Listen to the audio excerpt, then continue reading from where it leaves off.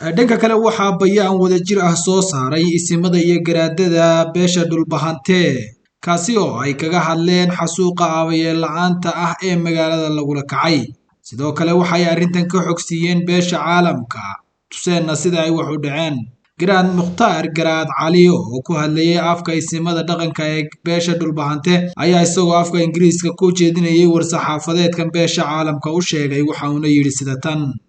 This is a press release from the elders in Laascaano of the Dhulbahante people or the SSC. Today the date is February 10th, 2023. Just to share information in regards to the situations in Laascaano. Today we enter into the 5th day that we've been under attack by the militia of the Somaliland administration.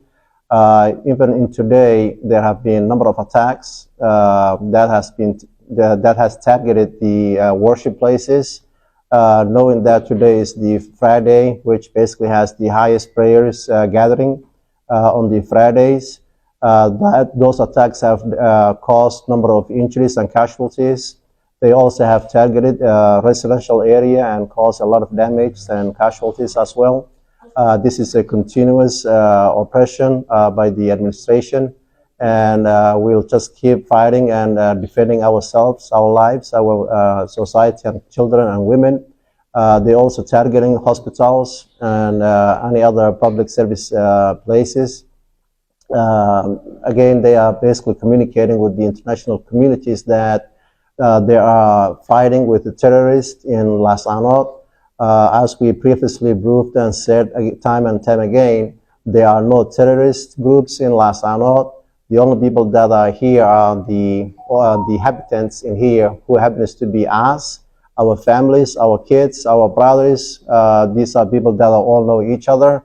There's no any other external parties or entities that are in Laascaano. And this is anonymously a unity that we are all saying the same thing, no to oppression. And everyone is looking for their freedom, liberty, and pursuit of happiness. And that's basically what we are searching for here.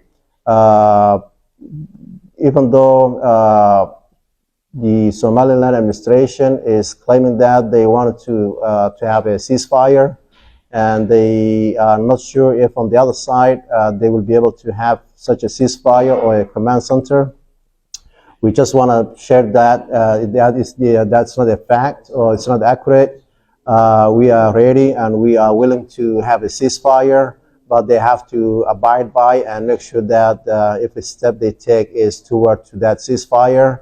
But what we see on the ground is the opposite. Even though they are saying the ceasefire possibilities with the international communities, on the ground, what we see is that they're gathering more armies and more supplies and support to gauge more war and new, fresh war.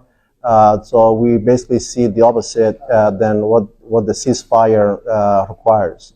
Again, we are always ready to have a ceasefire and looking forward to that dialogue. But if they break that ceasefire agreement, then we will not hesitate to defend our people and our children and our homes. Again, thank you very much for anyone in the international community who is participating to bring a closure to peace and stability in this region and trying to bring in the mediations between these two parties. Thank you very much.